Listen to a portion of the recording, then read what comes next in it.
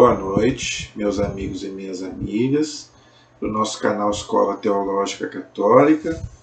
Vamos gravar o nosso vídeo de hoje, mas antes vamos rezar, pedir a Deus e ao Espírito Santo que nos ilumine nesta noite, em nome do Pai, do Filho e do Espírito Santo. Amém.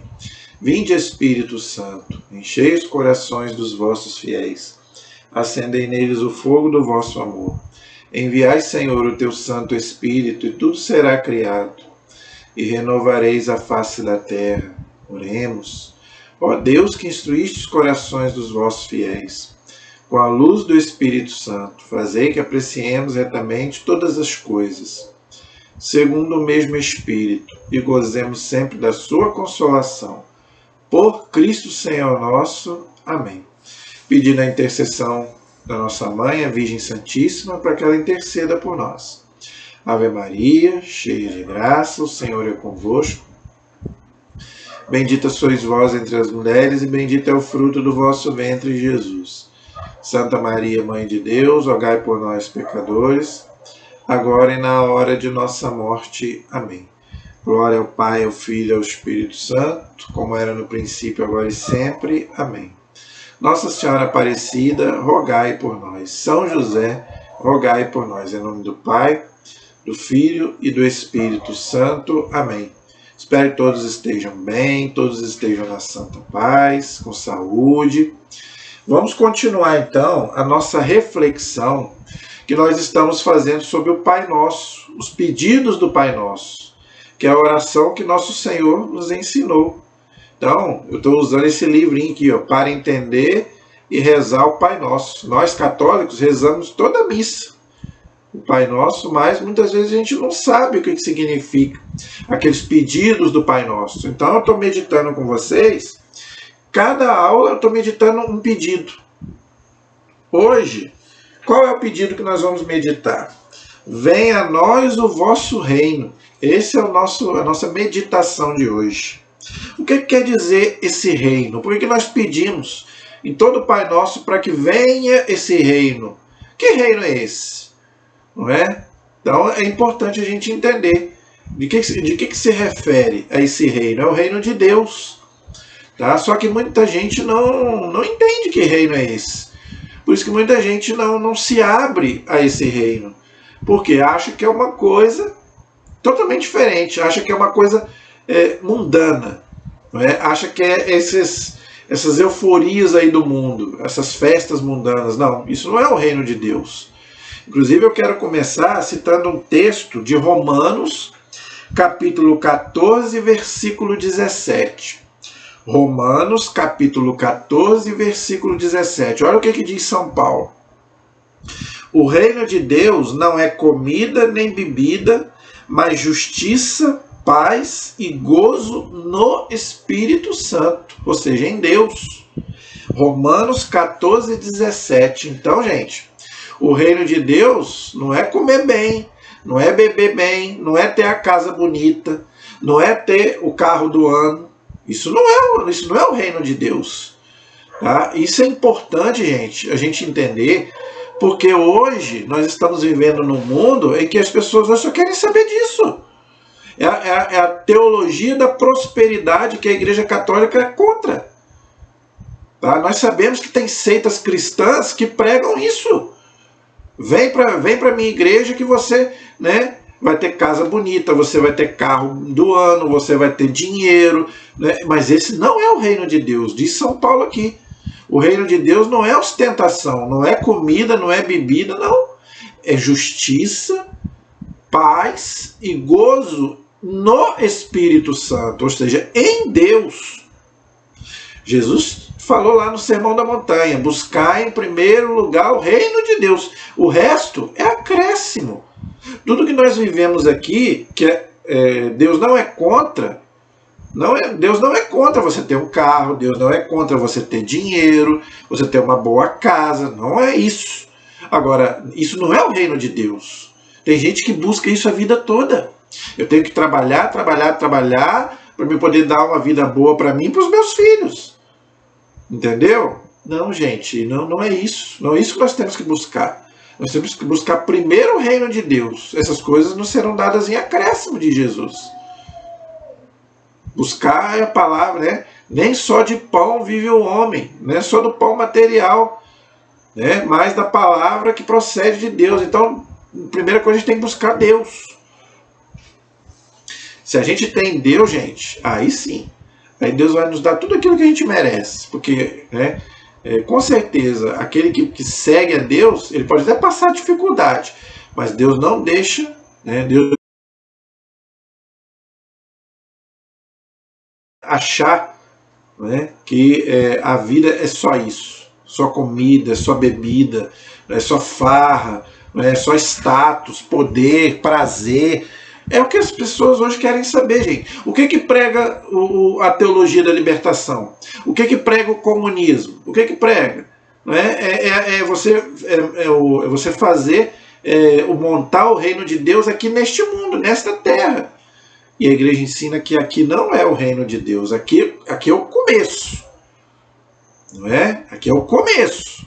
Mas a plenitude do reino de Deus é só lá na vida eterna, depois da morte, né? Quando a gente vê Deus face a face, né? Então aqui não, porque aqui é um vale de lágrimas, aqui tem o pecado, aqui tem o mal, entenderam? Então o reino de Deus não é aqui, aqui começa, o reino começa aqui, mas ele só vai ser plenificado, né, no que nós chamamos de vida eterna, tá? Então a gente precisa falar isso para as pessoas, tá? Porque tem muita gente que não acordou para isso ainda. As pessoas não têm tempo para Deus, só querem saber de farra, né? Mas um dia isso acaba. São coisas passageiras. Por isso que nós temos que viver buscando as coisas, entre as coisas que passam, buscando primeiro as que não passam. Isso tudo é passageiro. A farra um dia acaba, o dinheiro um dia acaba, né? Tudo acaba, a ostentação um dia acaba, o seu carro pode bater, você pode bater o carro, a sua casa você pode perder, né? Então a gente não pode viver a nossa vida em fios disso não, gente. Tem gente que só vive para isso, esquece de Deus, esquece do principal, do reino, que é realmente o reino de Deus, não é? Então é bonita, né, essa frase de São Paulo, né? Gozo no Espírito Santo. Por quê, gente? No Espírito Santo. Por quê? Santo Agostinho explicou muito bem isso. Por que São Paulo fala que o reino de Deus é gozo no Espírito Santo? Por quê? Porque as criaturas, gente, não nos satisfazem. Não. Você pode ter um prazer muito grande com uma pessoa, até mesmo um prazer mundano, sexual, que seja. Ele é passageiro, ele passa. Isso não te preenche. Santo Agostinho explica muito bem isso. A gente só entende isso quando a gente encontra o verdadeiro Deus. Outra coisa, Santo Agostinho, ele viveu a vida toda mundana.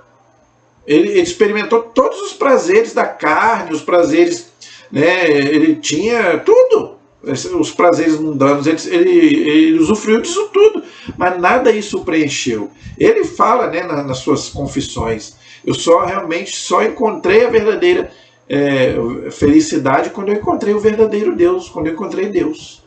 Por isso que o São Paulo fala aqui, gozo no Espírito Santo. Porque essas coisas, gente, são passageiras. Nada nesse mundo nos sacia plenamente. Nada. Por quê? São coisas que estão abaixo de nós. Só Deus está acima de nós. Só Deus sacia. E o seu reino. Tá? E tudo aquilo que vem de Deus. Ok? Agora, primeira coisa que a gente tem que entender. O reino de Deus não é aqui. Mas ele começa aqui. Por quê? Porque Jesus falou, ele veio aqui para implantar o reino de Deus. Tá? Então, no Evangelho de São Marcos, no capítulo 1, no versículo 15, olha o que diz. Completou-se o tempo e o reino de Deus está próximo. Fazei penitência e crede no Evangelho. Gente, isso, ninguém quer saber disso mais não. Ninguém quer saber de penitência não. Fala em penitência aí para você ver. Ó, todo mundo rapa fora. Foi o que eu falei. As pessoas querem o bem bom. Né? Por que muita gente lota essas seitas aí e às vezes, muitas vezes as nossas igrejas estão vazias? Por quê? Porque as nossas igrejas pregam o quê? Penitência, jejum, oração, mortificação, você tem que renunciar. Não é? Mas quem quer saber disso? Não, as pessoas querem prosperidade, querem prosperar. Né? Não, eu quero dinheiro, né? Eu quero riqueza, eu quero bens, né? Eu quero que Deus, o meu Deus é aquele Deus que me faz prosperar, para eu poder, né, sair todo final de semana, ir para balada, curtir a vida, não é verdade? Ter prazer, ter tudo. Entenderam? Então, é isso que as pessoas buscam hoje. Então, quando Deus não faz isso por mim, eu não quero saber desse Deus, não. Penitência? Eu não quero saber disso, não. Isso eu não quero. Isso é muito difícil. As pessoas, né, querem o fácil. Né? Apertar um botão ali e mudar de canal. Não querem levantar e ir lá trocar. Não. Querem daqui mesmo, tem que mudar. Né? Então, muitas vezes na nossa vida espiritual, a gente faz como na nossa vida. Né? A gente se acomoda. Infelizmente, os cristãos hoje estão acomodados. Não é? Ninguém quer saber mais de penitência.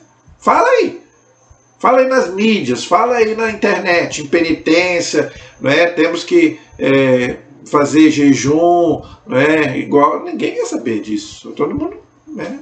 Não. Agora fala em prosperidade. Fala que, né, tá tendo ali, Deus vai prosperar, vai te dar dinheiro, isso, aí lota. Né? Vai dar muita gente, lógico. Quem não quer isso? Entendeu? Mas Jesus disse aqui: fazei penitência e crede no Evangelho. Então, o reino de Deus é isso. É você acreditar na boa nova, acreditar em Jesus.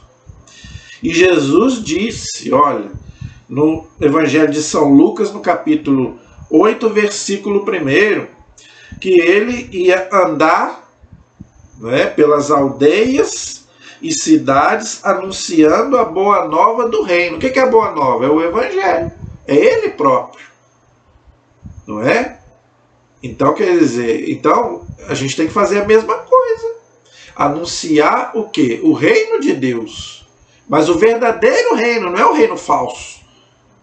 Tá? É o verdadeiro reino de Deus, e não esse reino aí que o mundo está pregando. Né? Por isso que muita gente está aderindo, né, à teologia da libertação, como eu já falei, às filosofias comunistas. Por quê? Porque te dá um status aqui neste mundo, né? Te dá bem-estar, vamos dizer assim. Mas a custa de quê? Da perda da sua alma.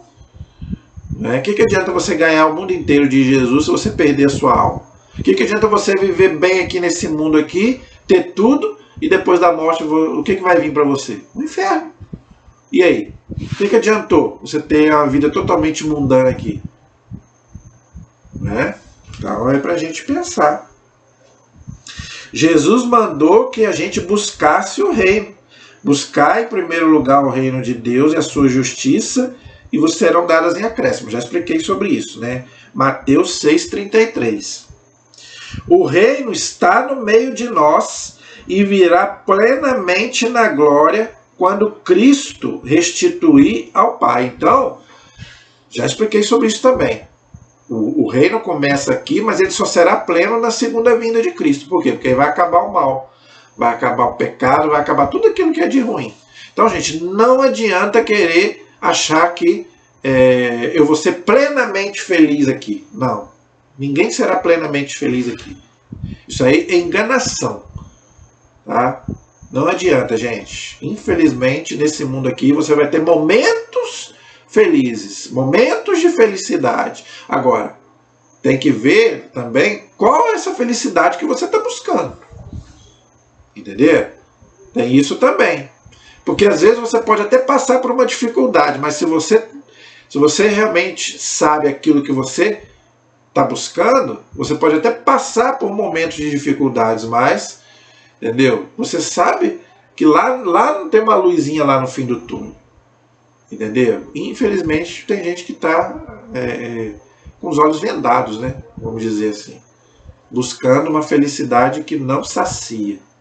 Gente, o prazer não sacia, o poder não sacia. Você pode ter o maior dinheiro do mundo, você pode ser o maior homem, o maior rico do mundo, mas se você não usar o dinheiro, né, estando com Deus, estando na presença de Deus, já era.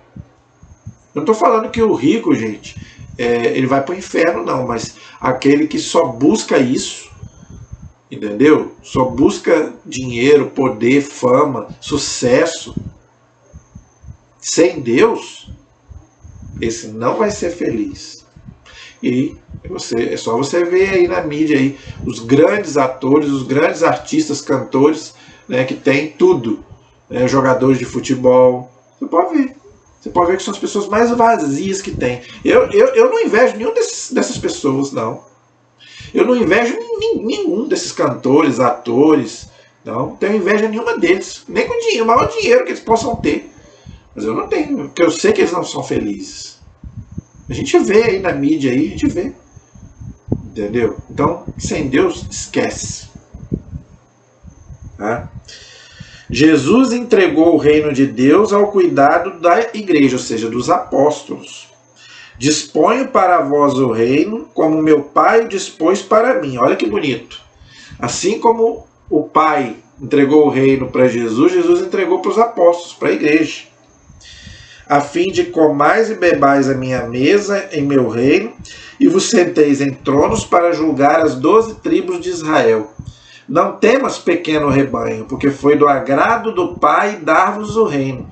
Lucas 22, versículos 29 e 30 e Lucas 12, 32. Então, gente, Jesus colocou esse reino nas mãos dos apóstolos, ou seja, da igreja.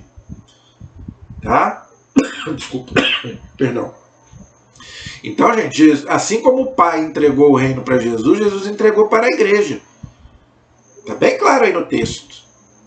Eu disponho do reino a vosso favor, como o Pai dispôs para mim. Então, gente, esse pedacinho do reino é quando a gente está unido em comunidade. Igreja quer dizer isso, assembleia, comunidade. Gente, e eu posso testemunhar isso. Eu já falei isso aqui, vou falar de novo. Quando eu estou em certos lugares, eu sinto um pouquinho desse reino de Deus, um pouquinho do céu, um pedaço do céu. Por exemplo, quando eu vou em Aparecida, por exemplo.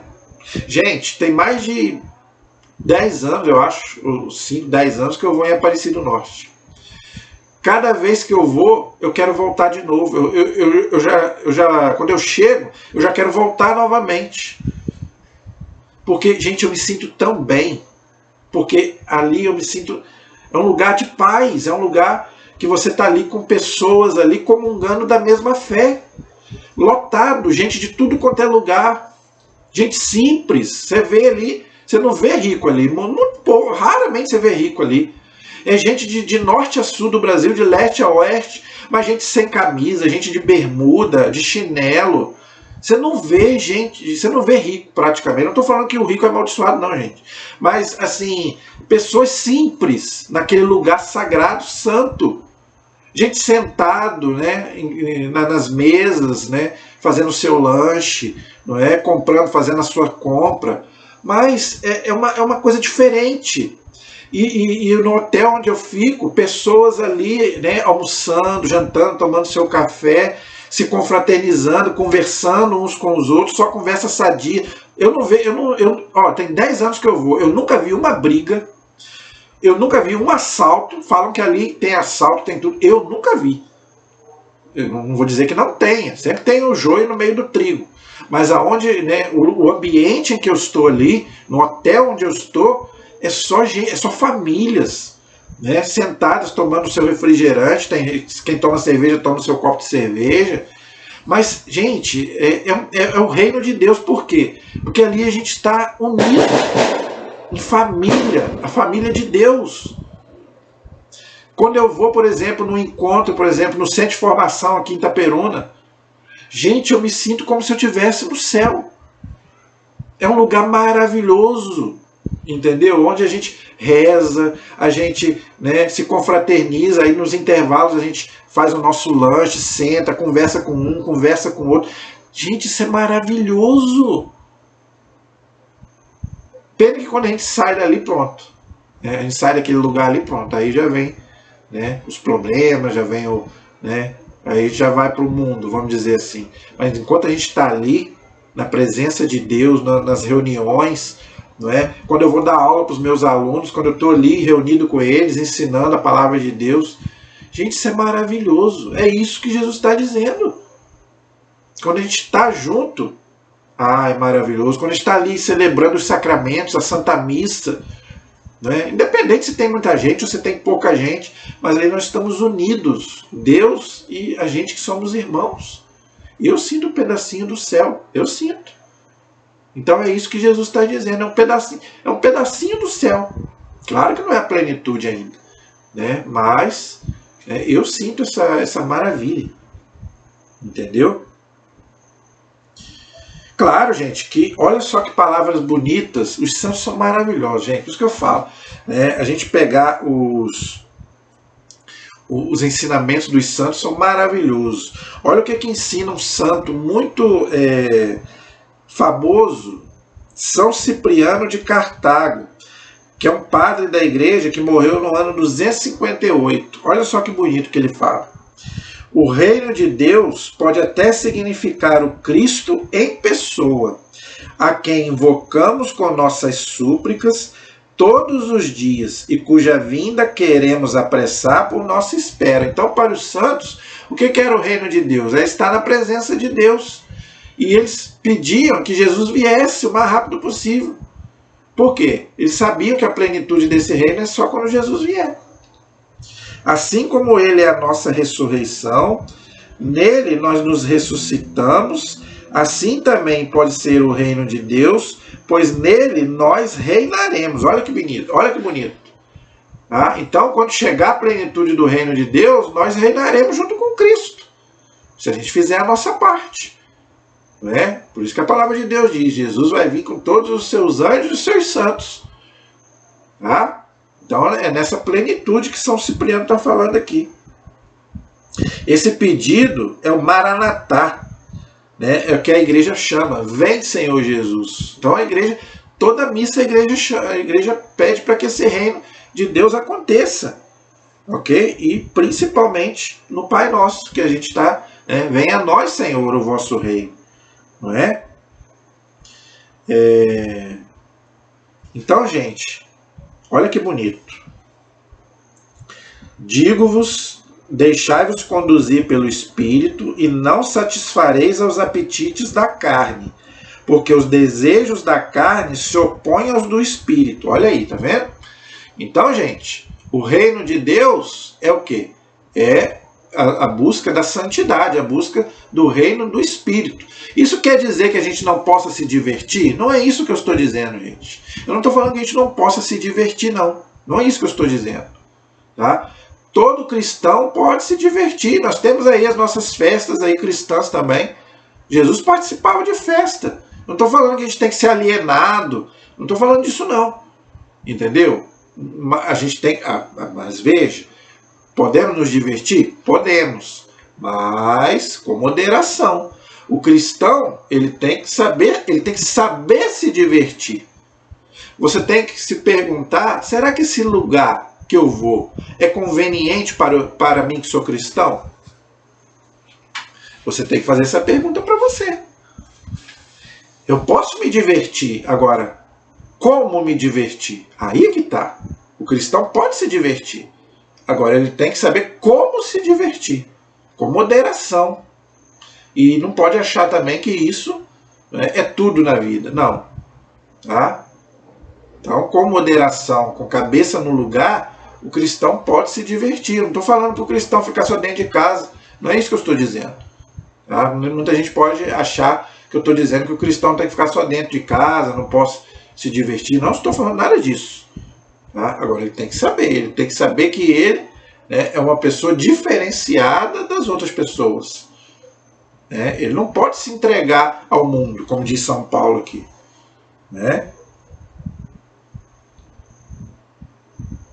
Então nós temos que buscar o reino de Deus. Para isso nós temos que ter o quê? Um coração puro. Diz aqui São Cirilo de Jerusalém, que foi outro santo do começo ali da igreja, tá?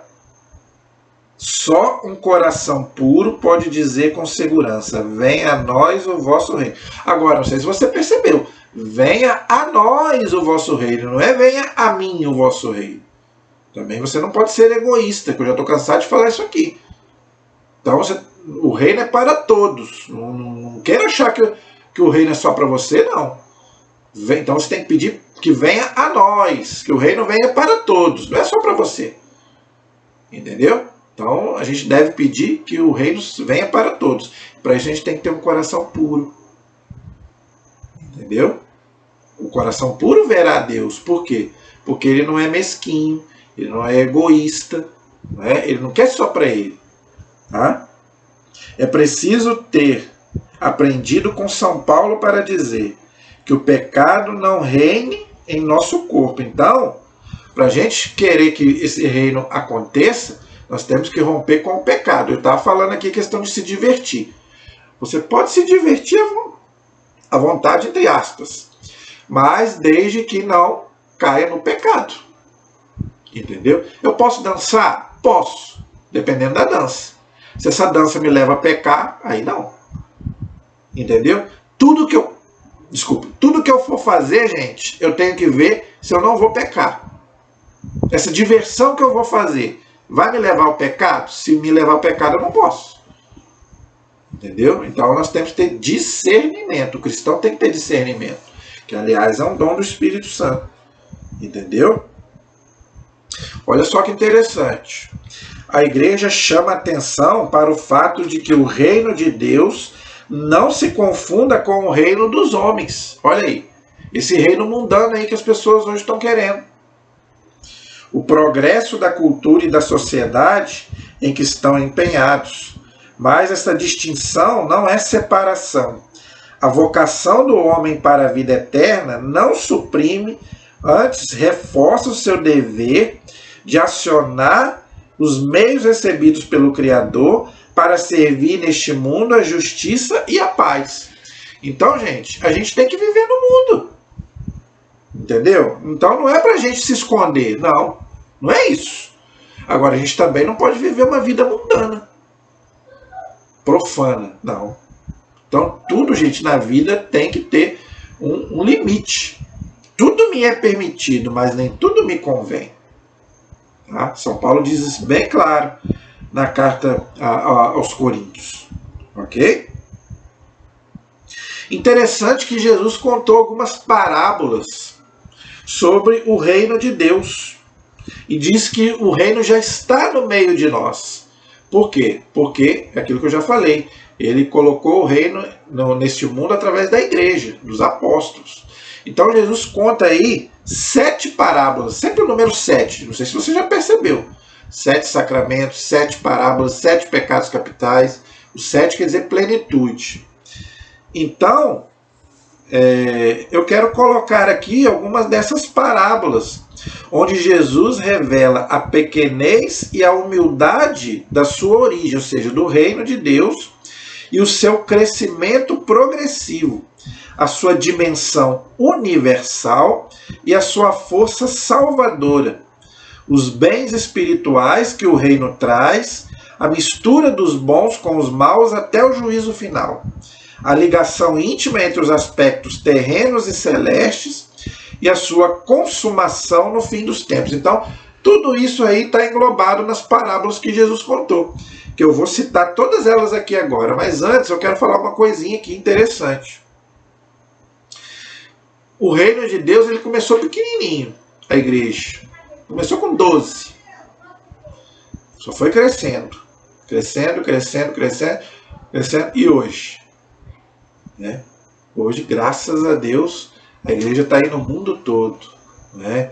Então, por isso que eu falo, gente. Por mais que tenha coisa ruim, tenha pessoas ruins, o joio e o trigo que Jesus vai falar aqui, mas o reino de Deus tem muito mais pessoas boas. Né? Então a gente não tem que ser pessimista. Não, nós temos que ser otimista.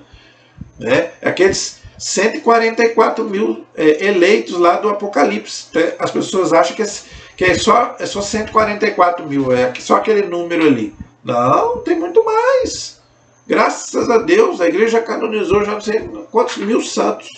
Então, quer dizer, a gente não pode achar também que o mal é maioria. Não, esse é um outro erro. O mal, gente, ele só faz barulho. Tá? Ele só agita, mas ele não é mais do que o bem, não. Deus é maior do que o mal, do que o demônio. Então as pessoas, muitas vezes, acham que o mal tem esse poder infinito, ilimitado. Não, o mal ele só pode agir se Deus permitir. Então tem muita gente que acha que tá tudo perdido. Que tudo perdido o quê, gente? Deus é maior, Deus é o dono. Isso aqui é dele. Não é? Nós somos filhos do dono. Eu não sou dono do mundo, mas sou filho do dono, como diz aquela música. Então nós temos também que parar com essa mania de achar que o mal é maior. Não, Deus é maior, o bem é maior. Entenderam? Então o reino de Deus ele vai ser muito maior. Né? Nós devemos acreditar que os salvos serão muito maiores do que os não salvos. Não quer dizer que o inferno esteja vazio, não. A igreja não diz isso. Tem gente lá. Só que eu tenho certeza que deve ter muito mais gente no céu. Não é? Então vamos pensar assim, vamos crer assim. Até porque nosso Deus é o Deus da vida. Né? Ele não é o Deus da morte. Deus não quer perder ninguém. Se um escapar, como diz, né? Então se um escapar, paciência. Fazer o quê? É a liberdade humana. Mas Deus quer que todos se salvem. Diz lá a carta a Timóteo, capítulo 2, versículos 4 e 5. Quer dizer, Deus quer que todos se salvem, que todos vão para o céu. Entendeu? Então vamos colocar aí, tá? Jesus explica o reino comparando com a parábola do semeador. Olha aí. Então a primeira parábola que Jesus compara o reino é do semeador. Eu só vou citar aqui, gente, porque a gente vai estudar sobre todas essas parábolas quando a gente for estudar. Nós estamos fazendo um estudo bíblico. Quando a gente for estudar sobre o Novo Testamento, nós vamos estudar uma por uma essas parábolas. Então aqui eu só vou citar, tá bom? Jesus explica o reino comparando com a parábola do semeador. Mateus 13, de 4 a 9. Que semeia em todo tipo de terreno, mas apenas 1/4 das sementes dão fruto. Por causa da liberdade humana, né? Nem todos aderem, né, à mensagem. Fazer o quê? Paciência. Mas a semente tem que ser semeada, né? O evangelho tem que ser pregado. Né? O joio e o trigo, Mateus 13, 24 a 30. O inimigo lança o joio no meio da evangelização, ou seja, as heresias, né? Aquelas pessoas que não querem que a igreja cresça. Aqui vemos a preguiça dos trabalhadores que não guardaram o campo e permitiram a ação dos inimigos. Então, a preguiça é um pecado capital. Você que é cristão, você não pode ter preguiça de anunciar o evangelho, não. Né? Na igreja, gente, não tem aposentado. Já falei isso aqui. Por isso que o Papa morre trabalhando. Por que o Papa morre trabalhando? Porque tem que salvar almas. Dai-me almas, diz lá a canção nova. Não é? Então, quer dizer, a gente tem que também trabalhar pelo reino de Deus. Por quê? Só vai desfrutar do reino de Deus quem trabalhar pelo reino. Entendeu? Então, gente, a gente tem que fazer alguma coisa para a nossa salvação e para a salvação dos outros. A gente tem que trabalhar pelo reino de Deus. Não é ficar de braços cruzados, né? Depois querer. Aí é muito fácil. Por isso que tem o galardão que eu falei. Lá no céu, quem mais amou a Deus, quem mais trabalhou, vai ter muito mais glória no céu do que aquele que não fez nada. Lógico. Senão Deus seria injusto. Então faça a sua parte, antes que seja tarde. O grão de mostarda, Mateus 13, 31 a 32. A menor das hortaliças, mas que dá grande árvore. Mostra a força da igreja que avança lentamente por todo o mundo. Aquilo que eu já expliquei. A igreja começou lá com 12 apóstolos, não saiu de Jerusalém. Hoje está no mundo inteiro. Né? Graças a Deus. São mais de 2 bilhões, né, de católicos e, se contar os cristãos todos, mais de 3 bilhões de cristãos. Né?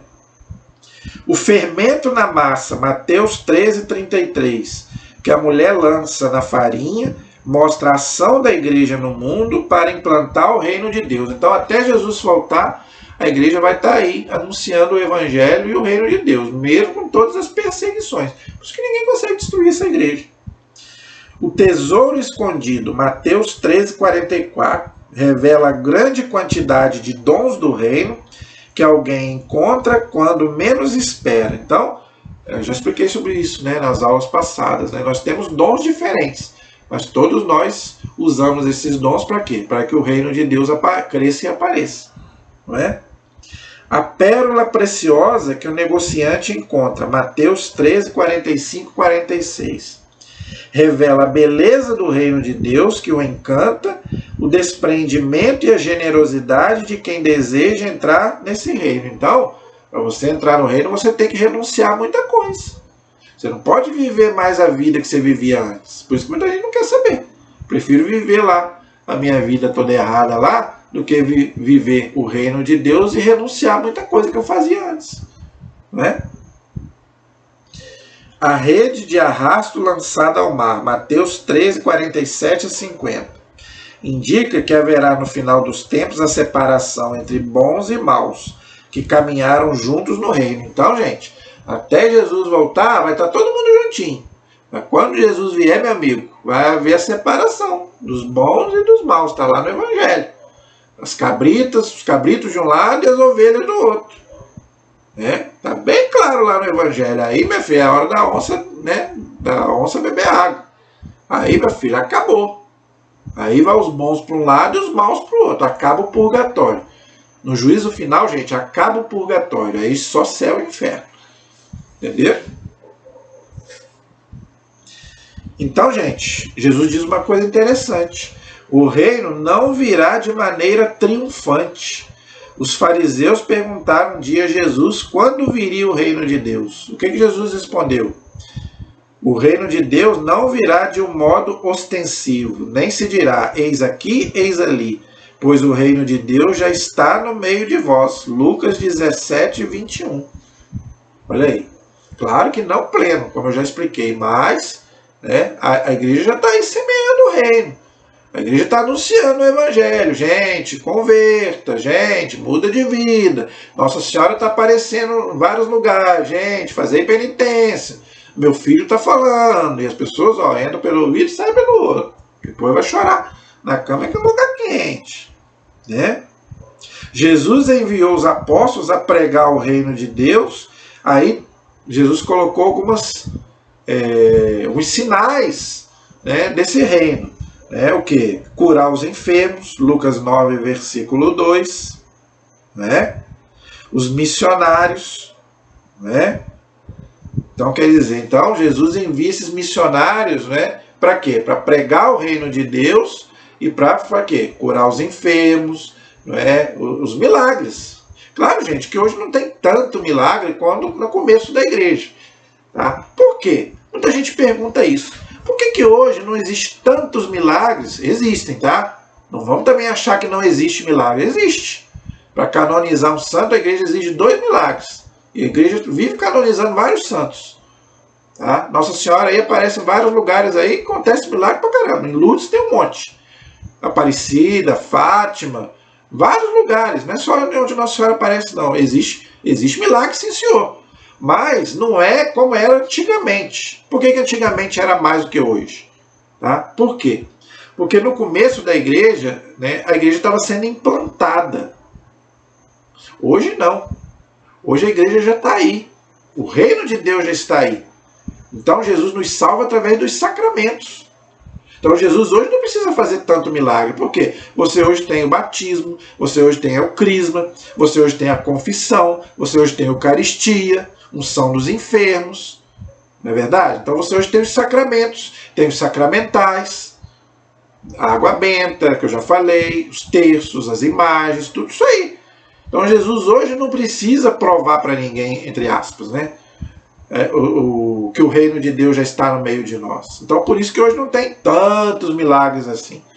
Graças a Deus, hoje, né, o cristianismo hoje já está implantado. Né? Tirando os países lá comunistas, né, onde não deixam o evangelho chegar, mas graças a Deus, na maioria as pessoas já sabem quem é Jesus. Entendeu? Então nós temos que ir a esses povos que ainda não conhecem Jesus, onde nos deixam entrar. Entendeu? Agora, Jesus também é exigente. Aquele que põe a mão no arado e olha para trás não é apto para o reino de Deus. Lucas 9,62. Entendeu? Então você também não pode olhar para trás, ou seja, olhar a sua vida velha que eu já expliquei. Né? Você agora é uma nova criatura. Tudo aquilo já é passado. Jesus nunca fez pergunta sobre o passado de ninguém. Você pode ter roubado, matado, adulterado, pode ter feito um escambau. Desculpa a palavreada aqui. Mas se você mudou de vida, não quer mais saber daquilo, esquece o que passou. Entendeu? Jesus já pagou. Aquilo que você confessou não vai voltar mais, nem no juízo final, nem no particular, nem no final. Esquece, gente, acabou, foi apagado. A confissão é o único tribunal onde você chega como réu e sai absolvido. Você tem a certeza da absolvição. Tá? Agora, tem uma coisa importante aqui. Como eu já falei, a gente tem que ter o coração puro. Jesus falou, né? O reino pertence aos pequeninos. Deixai vir a mim os pequeninos e não os impeçais, porque o reino de Deus é daqueles que se assemelham a eles. Marcos 10,14. Por que Jesus compara então com as crianças? Porque as crianças não têm maldade. Desde o momento que a gente começa a ter maldade, então o reino de Deus já não está dentro de nós. Entendeu? Por isso que Jesus compara o reino com as crianças. E aí aqui chega a me gelar os pinhos. Agora sim. Agora eu fico preocupado. Olha só. Acaso não sabeis que os injustos não hão de herdar o reino? Olha aí, os injustos, aqueles que não praticam a justiça. E não é só esses não, olha só. Não vos enganeis, nem os impuros, nem os idólatras, nem os adúlteros, nem os efeminados, nem os devassos, nem os ladrões, nem os avarentos, e nem os bêbados, nem os difamadores, nem os assaltantes hão de possuir o reino de Deus. 1 Coríntios 6, de 9 a 10. Chega a me arrepiar. E será que a gente não está sendo alguma coisa aqui, gente? Gente, a gente tem que pensar nisso. Você que está vivendo alguma coisa disso aqui, muda de vida enquanto é tempo. O reino de Deus está batendo na porta aí. Ou ele chega com Jesus, ou você vai a ele com a sua morte. Você pode morrer amanhã. E se você estiver vivendo isso aqui? Aqui está bem claro, não possuirá o reino, ou seja, não vai para o céu. Eu nem vou abordar essas coisas aqui, senão eu vou levar 1 hora para falar cada uma dessas coisas aqui. Mas eu penso que está bem claro. E não é o que as pessoas mais pregam hoje aí? Chutam a canela de Deus, chutam a canela da igreja, né? Falam mal da igreja. Ah, mas porque a igreja é contra isso, porque a igreja é contra aquilo. Olha por que a igreja é contra. Porque a palavra de Deus é contra. Como é que a igreja vai aprovar essas coisas? Gente, se a igreja aprovar essas coisas, está traindo Jesus. Então, vocês vão esperar sentados se a igreja vai aprovar essas imoralidades que a palavra de Deus está falando aqui. Sobre o dinheiro. Os que põem a sua confiança no dinheiro terão dificuldades para entrar no reino. Filhinhos, quão difícil é entrar no reino de Deus os que põem a sua confiança na riqueza. Então o problema não é você ser rico, o problema é você achar que aquilo ali é sua vida. O problema não é ter dinheiro, o problema é você achar que o dinheiro é tudo para você, é o seu Deus. Esse é o problema. É mais fácil o camelo passar no fundo da agulha do que um rico entrar no reino de Deus. Marcos 10, 24 e 25. Por que Jesus fala isso? Porque o rico, gente, a maioria deles, 90% deles, acha que a vida deles é isso. São egoístas, mesquinhos. Agora, não podemos generalizar. Houveram alguns santos que eram ricos e que entraram no reino. Não é? Tem alguns santos ricos, reis, não é? Poucos, mas houveram. Então, mas a maioria do rico, ele põe a sua confiança no dinheiro, naquilo que ele tem, nos bens que ele tem. Entendeu? Os milagres, curas e exorcismos que Jesus fez mostravam a presença do reino de Deus. Mas se eu expulso os demônios pelo dedo de Deus, É porque chegou o reino de Deus. Lucas 11:30. E a igreja faz isso também. Não com a mesma quantidade que Jesus fez. Mas até os exorcismos hoje a igreja faz. Tá? Houve um tempo que a igreja tinha feito bem menos exorcismo. Agora está voltando. Por quê? Porque o povo voltou a pecar muito. E o demônio adora quando o povo peca. E aí ele faz a festa, porque ele é o príncipe do pecado. Né? É ele que faz o povo pecar. Aí pronto, e depois ele faz a festa. Então hoje a igreja tem feito bastante exorcismo. Eu tenho visto aí os padres falando sobre isso. Não é? Então, gente, é preciso estar disposto a fazer violência, gente, a nós mesmos, né? A romper com o mal, a romper com o pecado, a si mesmo para entrar no reino, tá? Cortando tudo que impede a entrada no reino. Olha aí, tá vendo? Então, gente, a gente precisa realmente romper com tudo aquilo que nos afasta do reino de Deus, ok?